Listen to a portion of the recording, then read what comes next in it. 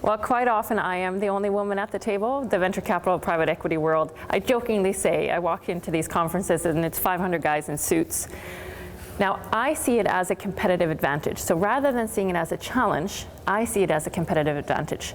So rather than being a wallflower and hiding, I opt to be embracing the fact that I'm a female and that I'm different. So quite often at conferences like this, I will dress in something pink, for example, because I'm in an ocean of guys in dark suits. So why not stand out? Now, I also think that when I sit in meetings and I sit in a room full of men, I try not to think about it as male-female. I think about it qualified or not qualified. And the fact that I'm there because I'm qualified to be there. So therefore, I have the same rights and the same opportunities to ask questions like everybody else.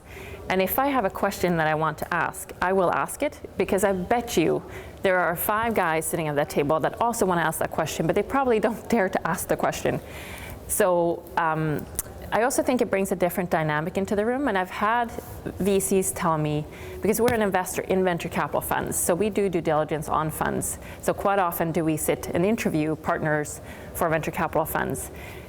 And I've had VCs tell me that they would share things with us as investors more than they would share to other investors, because of the approach we take on how we do the due diligence. And partially, I think it's because they don't feel threatened by me as a female, so they don't feel it being as competitive an environment as if it's a completely just male environment.